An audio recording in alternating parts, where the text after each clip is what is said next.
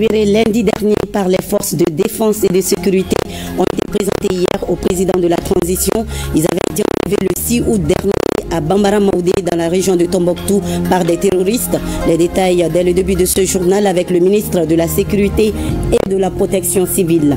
Et après les dégâts causés par les récentes attaques des groupes armés à Ségou, le ministre de l'Industrie et du Commerce a effectué une visite dans les usines sucreries Soukala et Nsoukala, sises à Dougabougou, Bewani et Siribala.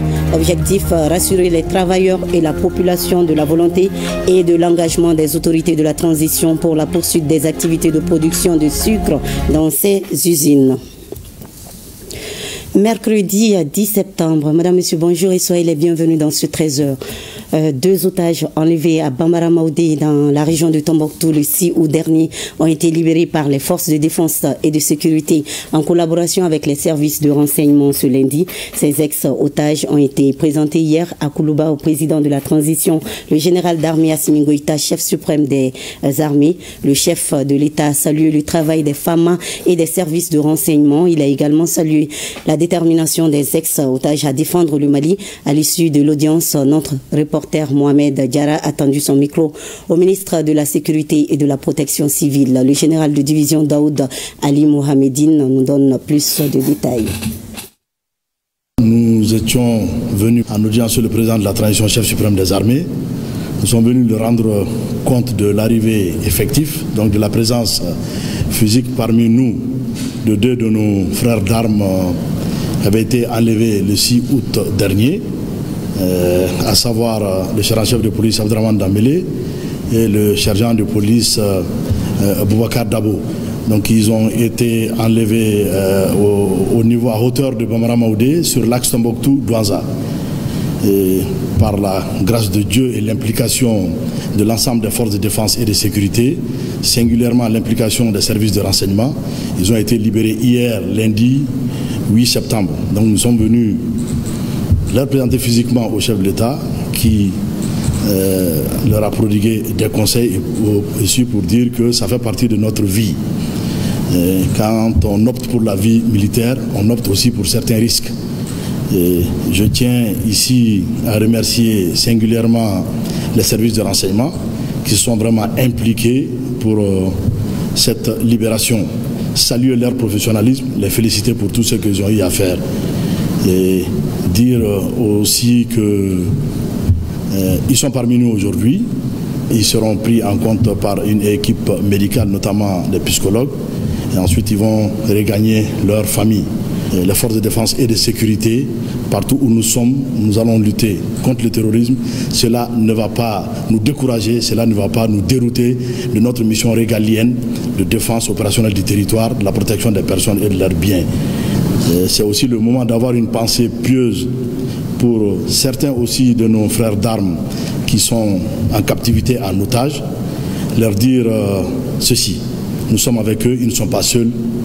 Ils ont notre message d'accompagnement et par la même occasion présenter les condoléances à ceux qui aussi n'ont pas pu avoir la chance de retourner parmi nous, ceux qui ont perdu la vie dans les geôles de ces groupes armés terroristes, leur dire à leur famille beaucoup de courage et leur présenter encore notre condoléance.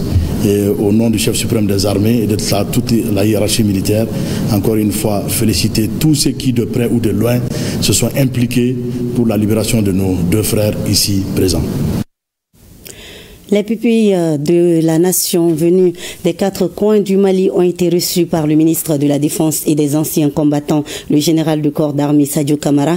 Une rencontre chargée d'émotions ce mardi 9 septembre 2025 et empreinte de souvenirs et d'espoir pour l'avenir. Moussa Camara nous plonge au cœur de cette cérémonie symbolique en mêlant reconnaissance et respect avec le concours de la DIRPA.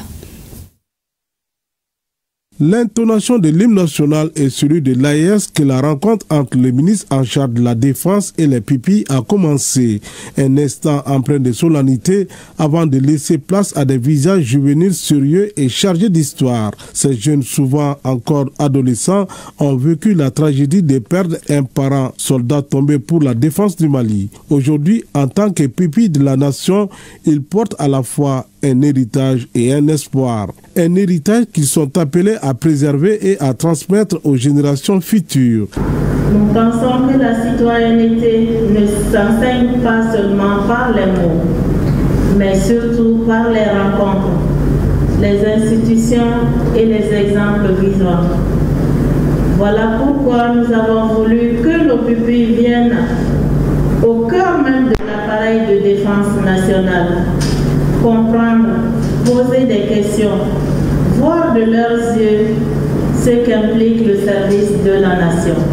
Pour le ministre de la Défense, cet accueil n'est pas seulement une formalité, mais un devoir, celui d'honorer les sacrifices de ses frères d'armes tombés sur le champ d'honneur. C'est l'avenir du Mali, l'espérance de notre nation et les héritiers d'un patrimoine qui nous est cher, celui de notre souveraineté, de notre dignité et de notre unité. Chers filles, chers enfants, en ces moments de turbulence, c'est l'amour de la patrie qui a permis à notre peuple de résister, de se relever et de continuer à avancer. Aimer son pays, chers enfants, ce n'est pas un simple sentiment, c'est un engagement. C'est être fier de son histoire, respecter ses symboles et surtout travailler chaque jour avec désintéressement pour son développement et son rayonnement. Servir le Mali, ce n'est pas rechercher un intérêt personnel, c'est donner le meilleur de soi, sans calcul, parce que l'avenir de la nation est plus grand que nos intérêts individuels. La rencontre s'est achevée par un geste symbolique, celui du plus jeune des pipis remettant un cadeau au ministre de la Défense, un acte de reconnaissance et d'espoir. Puis la cérémonie s'est conclue par une photo de famille immortalisant ce moment unique où la gravité de l'instant a cédé la place à de légers sourires. Une flamme d'espoir continue de briller et que l'avenir se construit dans la solidarité et l'unité. Je vous l'annonçais également en titre, le ministre de l'Industrie et du Commerce était en visite à Ségou dans les usines sucreries Soukala et Nsoukala 6 à Dougabougou, Bewani et Siribala. Il s'agissait pour le visiteur de constater de visu le niveau des dégâts causés par les récentes attaques des groupes armés et de rassurer les travailleurs et la population de la volonté et de l'engagement des autorités de la transition pour la poursuite des activités de production de sucre dans ces usines. Les détails avec Ramata et Cheikh Tangara. Le ministre de l'Industrie et du Commerce sur le terrain en zone sucrière Soukala et Nsoukala, deux unités fleurons de la coopération sino-malienne touchées récemment par des attaques des groupes armés. Le ministre vient galvaniser les travailleurs de ces sociétés et leur rassurer de la détermination des autorités du pays à œuvrer davantage pour la satisfaction des besoins de la population en sucre. Je suis ici aujourd'hui pour exprimer la ferme volonté, l'engagement et la détermination du président de la transition chef de l'État, le général d'armée Assimi Gota, de garantir la sécurité de toutes les unités industrielles sur l'ensemble du territoire national. Soukala et Nsoukala, c'est 2589 emplois directs, mais c'est aussi 4900 emplois saisonniers. C'est 150 000 tonnes de production de sucre par an, soit 43% de la couverture de nos besoins, de notre besoin national. C'est aussi la satisfaction des besoins fondamentaux des populations, conformément à l'axe 3 de la lettre de cadrage adressée à M. le Premier ministre, chef du gouvernement, général de division Ablaye Mega, par le président de la transition chef de l'État, le général d'armée Assimi Gota. Cette visite des centres de production de sucre est aussi marquée par une séance d'échange entre les parties maliennes et chinoises pour rassurer des dispositions prises par l'État du Mali. Il y a eu des dégâts, mais le gouvernement est totalement mobilisé, totalement déterminé à prendre toutes les mesures qui s'imposent au plan sécuritaire, au plan technique et au plan opérationnel pour le démarrage des deux unités et dans le meilleur délai. Les deux usines, Soukala et Nsoukala, vont démarrer leur saison le 15 décembre 2025. Il veut dire que l'amitié entre la Chine et le Mali, c'est comme une famille. Donc, et Soukala et Nsoukala, c'est comme l'enfant des deux pays, puisque c'est un projet de collaboration entre les deux pays. Donc, il veut d'abord remercier Monsieur le ministre ainsi que tous les Maliens qui ont accordé des soutiens et des accompagnements à nos deux sucreries. Donc, dans le passé, à l'heure actuelle et dans le futur, Soukala, la Chine et le Mali sera toujours comme une famille. Et on va faire des efforts ensemble pour garantir la continuité de travail des deux sucreries. À Dougabougou, Siribala et Bewani, partout, le ministre invite les travailleurs à plus d'union, de solidarité et de responsabilité pour l'approvisionnement de la population en sucre. Se donner la main pour la prochaine campagne sucrière, maître mot de cette visite, c'est garantir la stabilité sociale et la souveraineté en production de sucre. Pour ce faire, l'État ne va pas lésiner sur les moyens. En 5 de la transition, faire le bilan des actions phares du ministère de la Réconciliation. En 5 ans, les autorités de la transition ont tout mis en œuvre pour une paix durable au Mali. Cela s'est traduit par l'appropriation du processus de paix avec la fin de l'accord d'Alger, un processus inclusif qui a abouti à l'adoption de la charte pour la paix et la réconciliation nationale. Concomitamment, le processus de désarmement, de démobilisation et de réinsertion et d'intégration a commencé. Le département s'est penché également sur les causes profondes de la crise, à savoir la pauvreté, à travers des projets structurants comme le PCRSS ou encore Malidenko. Un processus de développement inclusif est entamé. Retour sur les acquis majeurs dans le processus de paix et de réconciliation avec Bemba Sibi. Ça y est, le Mali dispose d'une boussole pour la paix et la réconciliation nationale avec la charte pour la paix qui a été remise au président de la transition le mardi 22 juillet 2025. Une charte composée de 16 titres, 39 chapitres et 106 articles qui prévoient des mécanismes concrets pour résoudre les conflits communautaires, assister les victimes, réintégrer les ex-combattants et développer les zones défavorisées. Le document réaffirme aussi l'unité et l'indivisibilité de l'État. Il est surtout le fruit d'un processus national et inclusif engagé après le retrait du Mali de l'accord d'Alger le 25 janvier 2024. Un signal fort qui annonce que désormais, au problème malien, il y aura des solutions maliennes. Parallèlement à ce processus, le département en charge de la paix, de la réconciliation et de la cohésion sociale s'est attelé à l'opérationnalisation de l'autorité de gestion des réparations en faveur des victimes des crises au Mali. Elle a déjà traité plus de 30 000 dépositions, dont près de 3 500 issus des consultations collectives. L'évaluation préliminaire de 3149 dépositions a également été faite. Le processus de désarmement, de démobilisation, de réinsertion et d'intégration a été lancé en 2024. Ce programme prévoit l'intégration de 2000 ex-combattants dans les forces armées maliennes en tant que soldats de deuxième classe ainsi que la réinsertion socio-économique de 1000 autres ex-combattants dont les anciens inaptes du mécanisme opérationnel de coordination. Des missions de prospection ont également eu lieu à Ségou, Mopti, Menaka, Tombouctou et Gao pour définir les modalités de collaboration et de coordination avec les acteurs régionaux pour le bon déroulement des opérations.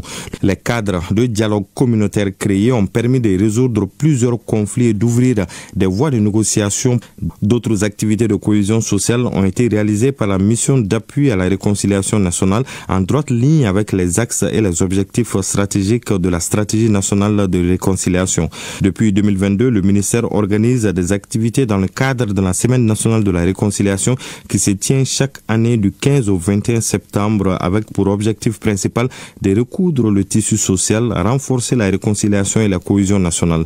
La dernière édition a permis de renforcer les liens entre les pays membres de l'Alliance des États du Sahel avec la participation des délégations ministérielles du Niger et du Burkina Faso, créant ainsi un cadre de coopération régionale pour la paix et la stabilité.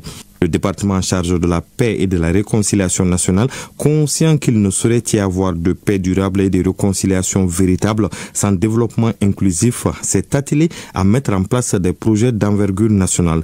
Le projet communautaire de relèvement et de stabilisation du Sahel et le projet de résilience communautaire et de services inclusifs au Mali, Malidenko, s'inscrivent dans cette dynamique. Les deux projets s'appuient sur l'approche du développement conduit par les communautés qui place justement les communautés au centre du processus de développement. L'Agence de développement des régions du nord du Mali a mené également des actions de réinsertion socio-professionnelle pour les jeunes non-combattants dans les régions de Tombouctou, Gao, Kidal, Menaka et Taoudeni. Ces initiatives incluaient des formations qualifiantes, l'aide à la création de micro-projets et un soutien à l'auto-emploi. L'agence a aussi mis en œuvre des projets d'infrastructure d'eau en installant 88 adductions d'eau sommaire réparties dans les régions de Tombouctou, Gao, Kidal, Taoudeni et Menaka. 3 micro-barrages filtrants dans la région de Kidal. Plusieurs autres actions ont été posées par le ministère en charge de la paix et de la réconciliation nationale, notamment l'élaboration et la mise en œuvre de la stratégie pour le retour de la population de Kidal et Badjangara, l'organisation de dialogues intercommunautaires et des missions de bons offices sur l'ensemble du territoire national pour mieux asseoir la cohésion sociale et le vivre ensemble, ou encore la relecture des textes de la mission d'appui à la réconciliation nationale, de la Commission nationale d'intégration et de celle en charge du désarmement, démobilisation et réinsertion conformément aux recommandations du dialogue intermalien. Les perspectives restent bonnes, les acquis vont être renforcés, les défis relevés, notamment la vulgarisation de la Charte nationale pour la paix et la réconciliation pour renforcer l'appropriation nationale des principes de paix et de cohésion, la création et l'opérationnalisation d'un observatoire pour le suivi de la mise en œuvre de la Charte nationale pour la paix et la réconciliation nationale. La main du gouvernement reste tendue, convaincu que la paix se construit ensemble. Il est donc impérieux de tourner la page des divisions pour bâtir un Mali uni, fort et souverain. La région de Bandiagara se prépare activement pour la phase régionale de la Biennale artistique et culturelle Tombouctou 2025. Une rencontre préparatoire s'est tenue avec la participation des autorités administratives et culturelles ainsi que des acteurs impliqués afin de tracer les grandes lignes de l'événement prévu du 13 au 17 septembre prochain dans le cercle de Bandiagara. Reportage Aguibo Koulibaly et Mahamadou Sidibé. Cette rencontre préparatoire de la phase régionale de la Biennale artistique et culturelle Tombouctou 2025 a été marquée par des échanges francs sur les acquis et les difficultés rencontrées lors de la Biennale de Mopti 2023. Le directeur régional de la culture de Bandiagara a présenté les grandes lignes de la Biennale artistique et culturelle 2025 de Tombouctou. Après l'édition 2023, en réalité, il n'y avait pas eu de grande rencontre d'une telle envergure pour parler effectivement non seulement du bilan de l'édition 2023 afin de discuter de façon franche des préparatifs de l'édition 2025. Les participants ont salué l'engagement des autorités régionales et invité les jeunes acteurs à saisir cette opportunité pour exprimer leur talent. Mon message à l'endroit des acteurs, je dirais de toute la population de la région de Bandiagara, à tous les cercles, encadreurs, responsabilités administratives et politiques, c'est de s'adonner, d'exploiter notre patrimoine culturel à fond afin de nous permettre d'avoir une meilleure sélection pour la phase nationale à Tombouctou. Les jeunes qui vont venir pour faire la biennale, je leur demande d'être très actifs pour notre région. Dans son allocution d'ouverture, le représentant du gouverneur a insisté sur la participation active et inclusive de tous les acteurs pour garantir le succès de cette nouvelle édition. Grâce à Dieu, nos cercles ont tous tenu cette phase du jeudi 24 au lundi 28 juillet 2025. Après cette phase, il est question des préparatifs de la phase régionale qui se tiendra du samedi 13 au lundi 17 septembre 2025 dans la ville de Bandiagara. Je reste convaincu que la présente rencontre sera pour les responsables des sous-commissions et l'ensemble des participants d'avoir des échanges francs et fructueux afin de réussir le pari de l'organisation de la phase régionale de la Biennale artistique et culturelle Tombouctou 2025. Ainsi, cette rencontre préparatoire a jeté les bases d'une organisation reçue de la phase régionale.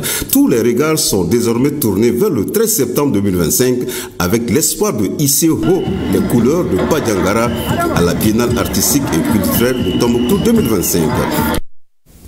Ici à Bamako, la toute première présentation du spectacle théâtral intitulé Le Mali dans le temps a eu lieu à l'espace culturel Blumba. C'est une réalisation de l'association SODIM en collaboration avec l'ONG Instrument 4 Africa pour dire non à l'esclavage et surtout mettre en avant les valeurs sociétales et culturelles de l'Afrique noire. Mariam Koulibaly.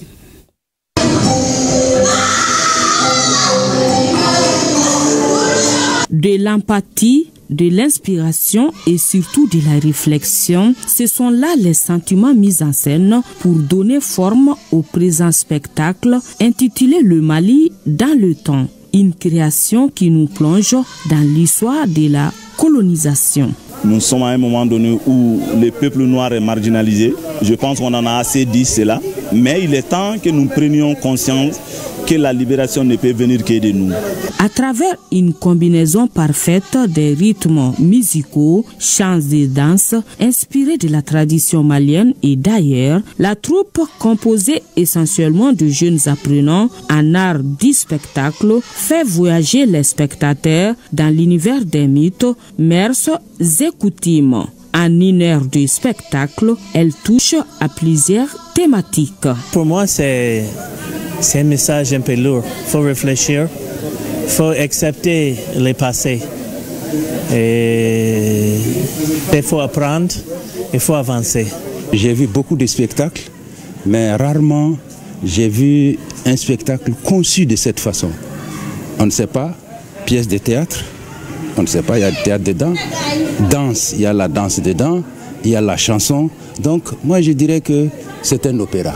Fruit de 6 mois de travail, la création qui enregistre la touche d'une soixantaine de participants a si bien attiré l'intérêt du public. Pour un coup d'essai, ce fut donc un coup de maître. Et c'est la fin de cette édition. Merci de votre fidélité. À 20h, vous avez rendez-vous avec Baraki Sawatara. Bel après-midi à vous et à demain 13h, Inch'Allah.